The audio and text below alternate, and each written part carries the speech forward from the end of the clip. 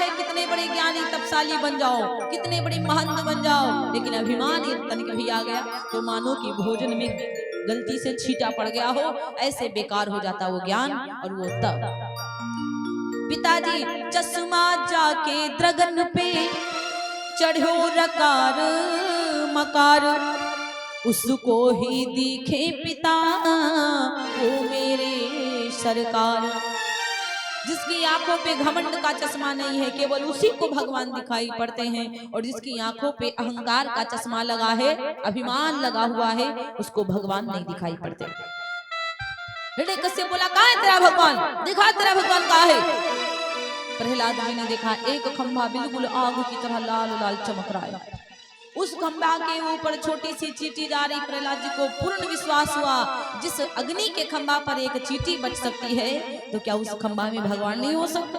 भगवान की कृपा ही है तभी एक चींटी बच रही है। प्रहलाद जी ने कहा, इस खंभे में मेरे भगवान है। जा करके एक मुक्का मारा खंभे पर, एकदम से खंभा फाड़ करके भगवान श्रीमन नारायण निकले महाराज। और जैसे भगवान श्रीमन नारायण खंभा फाड़ करके निकले, बोले नरसिंह भगवान की। नायम मृगो नापि नरो विचित्र महो किमेंद्र मृगेंद्र रूपम, ना नर है ना मृग है ना तो सिंह है, आधा शरीर सिंह का था आधा था नर का, इसलिए उनको कहते नरसिंह। बोलिए नरसिंह भगवान की। भगवान नारायण जी के जितने भी रूप हैं बहुत ही प्यारे रूप हैं, केवल नरसिंह का रूप बड़ा भयंकर है। नरसिंह भगवान ने जाकर के हिरण्यकश्यप को उठाया, उठा करके अपने जंघाओं के ऊपर रख लिया महाराज। जैसे जंघाओं के ऊपर रखा, बड़े बड़े लपलपाते नाखून, बड़ी बड़ी लपलपाती जिब्या, एकदम से उसके सीना को फाड़ करके फेंक दिया।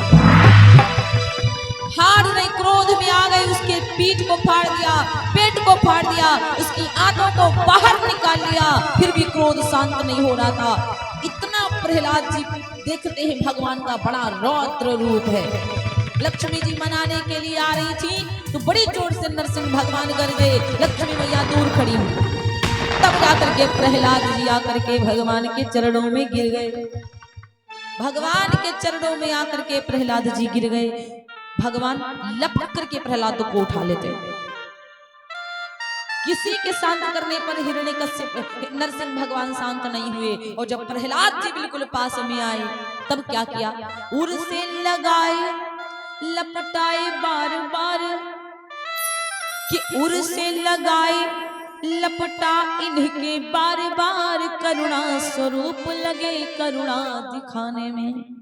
अरे मंजुल मुखार बिंदु चूमी चूमी कहे प्रभु, क्षमा करो पुत्र मोए देर भई आने में। अब भगवान नरसिंह का रूप आधा सिंह का था, तो जिभ्या निकाल करके कपोलों को चाट रहे थे और बोले, क्षमा करो पुत्र मोए देर भई आने में। प्रहलाद जी से बोले, बेटा मुझे क्षमा कर दो पुत्र, मुझे देर हो गई आने में। और उसको फाड़ दिया, उसकी छाती को विदृढ़ कर दिया, लेकिन क्रोध शांत नहीं हो रहा था। मेरे भक्तों को जो परेशान करेगा उसको मैं दंड दूंगा, ये भगवान कहते हैं। भक्तों को जो कहेगा गलत, जो परेशान करेगा उसको मैं ऐसे नरक में डालूंगा कि जिंदगी में छूटने के काबिल। यहाँ तो छूट जाओगे, ऊपर वाले के चंगुल से कभी आप आजाद नहीं हो सकते। बोलो राधे राधे। इसलिए महाराज हिरण्यकश्यप ने अपने आप को बहुत अभिमानी, अपने आप को बहुत बड़ा भगवान समझ रहा था। आज नरसिंह भगवान ने अपने लपलपाते खून से, अपने नाखूनों से उसकी छाती को फाड़ करके स्वर्गधाम पहुंचा दिया। प्रहलाद जी की जो माता थी कयाधु, 3 बेटा बड़े दुष्ट निकल गए, पति इतना बेकार था, लेकिन ये प्रहलाद राक्षसों के घर में इतने बड़े भगत कैसे हो गए? क्योंकि जिस समय कयाधु माता गर्भवती थी उस समय नारद जी से कथा सुना था।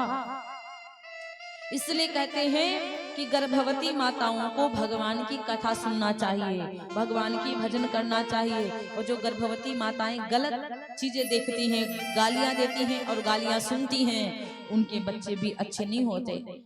इसलिए गर्भवती माताओं को भगवान के भजन करना चाहिए, भगवान की कथा को सुनना चाहिए। बोलिए राधे राधे।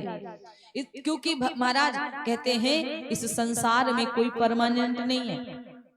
जो व्यक्ति आया है उसको एक दिन जाना ही पड़ेगा कि जगत में कोई न परमानेंट, जगत में कोई न परमानेंट, जगत में कोई न परमानेंट, जगत में कोई न परमानेंट।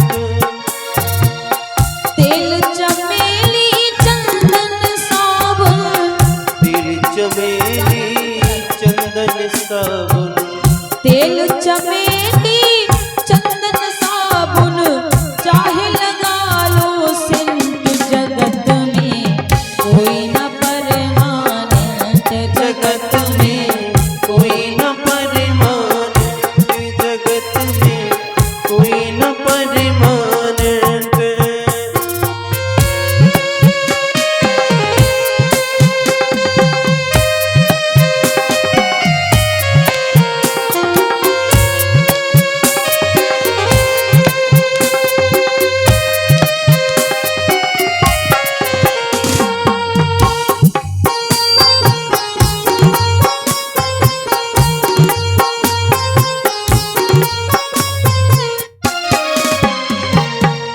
इस संसार में कोई परमानेंट के लिए नहीं आया। तेल चमेली चंदन साबुन चाहे लगा लो सेंट, जगत में कोई ना परमानेंट। आवागमन लगी दुनिया में, जगत है स्टोरेंट रे प्यारे, जगत में तेरे प्यारे, जैसे होटल में जाओगे तो होटल से बाहर भी आओगे तो ये समझ लो कि एक स्टूडेंट है, यहाँ पर आओगे तो जाना भी है और जाओगे तो आना भी है। आवागमन लगी दुनिया में, जगत है स्टूडेंट रे प्यारे, जगत है स्टूडेंट रे प्यारे, जगत है स्टूडेंट। अंत समय में उड़ जाएंगे, अंत समय में उड़ जाएंगे, ए तेरे तंबू टेंट, जगत में कोई न परमानेंट, जगत में कोई न परमानेंट, जगत में कोई न परमानेंट।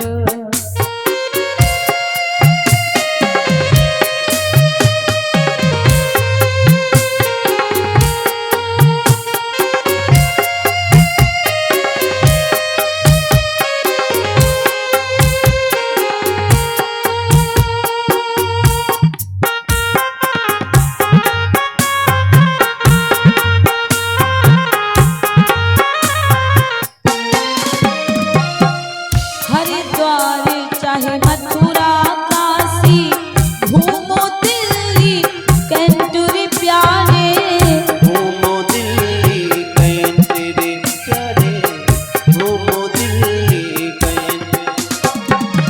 चाहे हरिद्वार घूमो, चाहे मथुरा घूमो, चाहे काशी घूमो, चाहे दिल्ली कैंट घूमो। हरिद्वार चाहे मथुरा काशी, घूमो दिल्ली कैंट रे प्यारे, घूमो दिल्ली कैंट रे प्यारे, मन में नाम प्रभु का राखो, मन में नाम प्रभु का राखो, धोती पहनो चाहे पैंट, जगत में कोई न परमानेंट, जगत में कोई न परमानेंट, जगत में कोई न परमानेंट।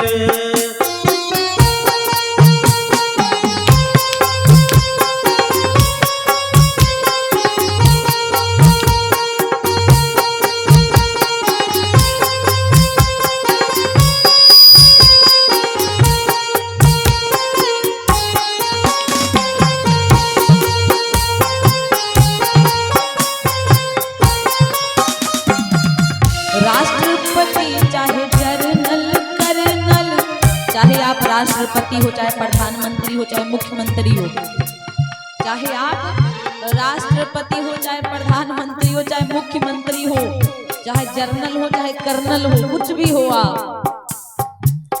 चाहे लेफ्टिनेंट हो, लेकिन आपको जाना ही पड़ेगा। राष्ट्रपति चाहे जनरल कर्नल चाहे हो लेफ्टिनेंट रे प्यारे, चाहे हो लेफ्टिनेंट रे प्यारे, काल सभी को खा जाएगा, काल सभी को खा जाएगा, लेडीज हो या जेंट्स जगत में कोई न परमानेंट, जगत में कोई न परमानेंट, जगत में कोई न परमानेंट, जगत में कोई न परमानेंट।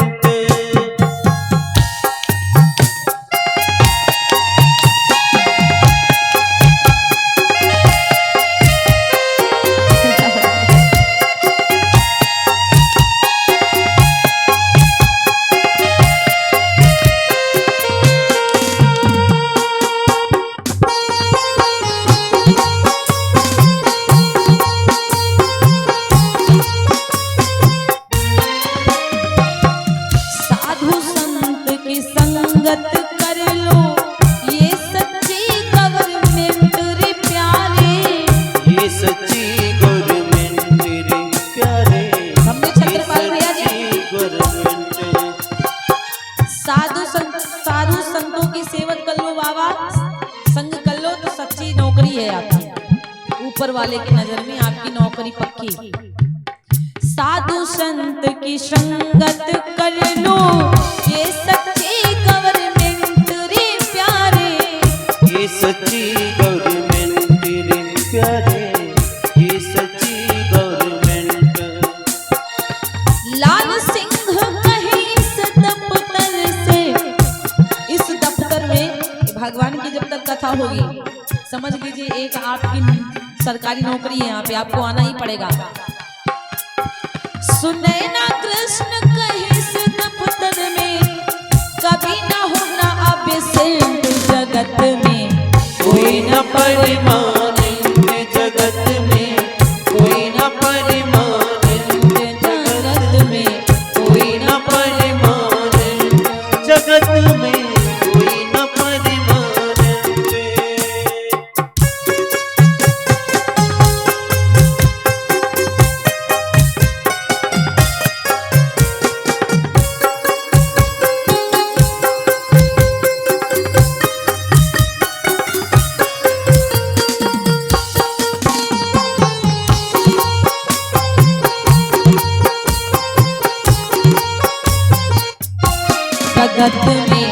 कोई न परमानेंट, जगत में कोई न परमानेंट, जगत में कोई न परमानेंट, जगत में कोई न परमानेंट, जगत में कोई न परमानेंट, जगत में कोई न परमानेंट, जगत में कोई न परमानेंट।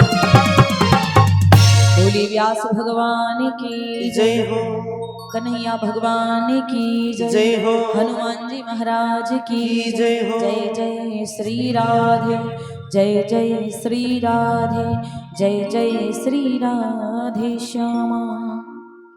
जगत में कोई ना परमानेंट, जैसे स्कूल में एब्सेंटी चलेगी, अगर स्कूल नहीं गए तो एब्सेंट हो जाओगे, तो टीचर सुबह क्लास लगाएगा, मारेगा, दंड देगा। तो उसी प्रकार ये दफ्तर जो है, यहाँ से एब्सेंट नहीं होना चाहिए, प्रतिदिन आना चाहिए, भगवान की कथा को सुनना चाहिए। बोलो राधे राधे। इसलिए महाराज कहा जाता है कि भगवान की जो कथा है ना, उसको भैया आगे से बढ़ना हो जाके बोलियो, ये जो भगवान की कथा है, भगवान की कथा को छोड़ना नहीं चाहिए। प्रहलाद जी को बचपन में ही भक्ति का रास्ता दिखाई पड़ा। प्रहलाद जी बचपन से भगवान की कथा करने लगे। कभी भी परिवार पर अहंकार ना करो कि हम बहुत बड़े परिवार में हैं, 10-20 भाई बहन हैं तो अपना जिसको पाएंगे उड़ा देंगे। परिवार के चक्कर में चोरी डकैती ना करो। परिवार के चक्कर में जो गलत करता है तो उसी को पाप लगता, वही भोगता है महाराज। अब एक त्रिकूट नाम का पर्वत था। कथा को सुनिए, बस थोड़ी देर का और समय है। एक 3 शिखरों वाला पर्वत था त्रिकूट। वहां पर गजराज महाराज रहते थे और वहां पर महाराज श्री गजराज जी रहते थे। हाथियों के राजा को कहा जाता है। तो जो गजेंद्र महाराज जी थे, जो हाथियों के राजा थे, तो उनका एक नियम था महाराज, अपना परिवार के संग में तालाब में जाते थे, अपना खूब स्नान करते थे। उनके 150 बेटा थे, 50 पत्नियां थी गजेंद्र जी महाराज के। वो जो हाथी महाराज थे, जब निकलते थे तो उनकी सब लोग जय जयकार करते थे, गजेंद्र महाराज की जय, गजेंद्र महाराज की जय। तो उनका जो सीना था चौड़ा हो जाता था कि सब हमसे डरते हैं क्योंकि मेरा परिवार लंबा है। लेकिन महाराज, उनको बहुत अभिमान था। अब क्या हुआ कि अब गजेंद्र महाराज जी जो थे ना, वो जाकर के अपना तालाब में, सरोवर में स्नान करने लगे। और जब वो स्नान करने लगे तो क्या हुआ कि अपना तालाब था तो सूढ़ में पानी भरते थे और सूढ़ में पानी भर के अपनी पत्नियों के ऊपर, जितनी हाथिनी थी उनके ऊपर छिड़कते थे, जितने छोटे छोटे बच्चे थे हाथी उनके ऊपर छिड़कते थे। फिर क्या हुआ कि वहां पर एक ग्राह आया। ग्राह जानते हैं? मगरमच्छ। एक मगरमच्छ आया, गजेंद्र महाराज के पांव को पकड़ लिया। और जब गजेंद्र महाराज के पांव को पकड़ा तो गजेंद्र महाराज को पता भी चल गया कि मेरे पांव को किसी ने पकड़ा। लेकिन वो नाना बन रहे थे और बहुत बड़े दादा बन रहे थे, अहंकार में थे, किस लिए कि मैं अपने परिवार में हूं तो छुड़ा लेंगे हमें। बहुत अहंकार था उनको। उनको पता चला कि हमारे पैर को ग्राह ने पकड़ा है, जानबूझ करके उन्होंने अपने आप को छुड़ाया नहीं। इसी प्रकार से हम लोगों को भी अहंकार के ग्राह ने पकड़ के रखा है, हम लोगों को भी लालच के ग्राह ने पकड़ करके रखा है। लेकिन हम लोग क्या करते हैं, जानने के बाद भी इस लालच से दूर नहीं होते हैं। सोचते हैं लास्ट में सब ठीक हो जाएगा, लास्ट में ठीक नहीं होगा महाराज, लास्ट में ठीक नहीं होगा, ये तो बात पक्की है। अब उनको पता है कि मेरे पैर को गजेंद्र मतलब ग्राह ने पकड़ा है, लेकिन वो लापरवाही कर रहे हैं। लालच के ग्राह ने हमको भी पकड़ कर रखा है, काम क्रोध मद लोभ ये वाला ग्राह मगरमच्छ हमको भी पकड़ कर रखा। लेकिन हम लोग जानते हैं कि हम गलत कर रहे हैं, फिर भी हम खुद को छुड़ाने नहीं, खुद को छुड़ा नहीं रहे। तो महाराज अब खूब देर तक स्नान करते रहे और जब वो मगरमच्छ पूरा खून चूस लिया हाथी जी का, गजेंद्र महाराज का जब पूरा रक्त चूस लिया तब वो कमजोर पड़ गए।